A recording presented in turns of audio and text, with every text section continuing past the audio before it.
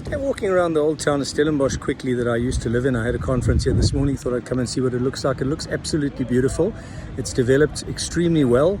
There's a lot of affluence in the town that wasn't here when I used to live here as a kid. You can see that. You can see it in all the upmarket coffee shops and restaurants and eateries and other thing, and many tourists walking around. It's quite amazing how it's developed. One of the drawbacks of that obviously is it's become a high traffic town. There's a lot of traffic and a serious shortage of parking. The town is designed for private vehicles. It was designed as a small town too, so looks like it's battling with the amount of traffic flows all day long, it seems, and in and out of the town at rush hours. But the other issue with these towns that become really sought after as lifestyle destinations for the skilled and the affluent is of course the cost of living because of property values. And I looked at some of the property values here briefly, and yes, what used to be very, very affordable areas of Stellenbosch are not that very, very affordable anymore.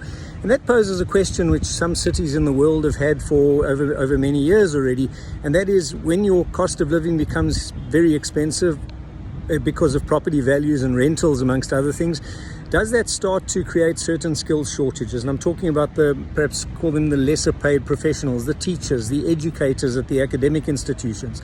The town is known as an academic town, as an educational town, good schools, good university.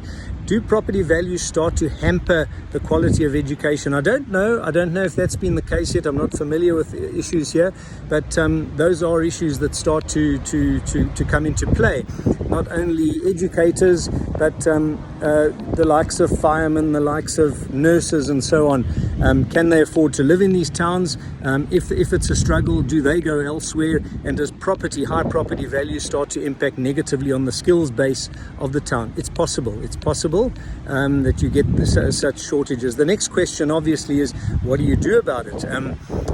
Years ago I was aware of a debate with certain countries' consulate people who had people in Pretoria where it's cheaper, and Cape Town, and they were debating, I became aware of with their government as to should people in Cape Town have a higher allowance and a higher salary because of the higher cost of living. Now there's two ways of arguing that. Some would say, well, if you live in a nicer place which is more sought after, you've got to pay the price. There's a price to pay for it.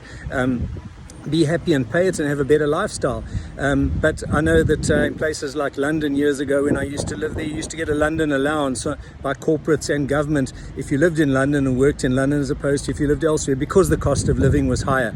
So you can look at it two ways. I would say that the salaries over time probably have to adjust to these more pricey parts of the country, probably got to be higher than elsewhere, unlike the traditional salaries that used to be higher in Joburg and less down here.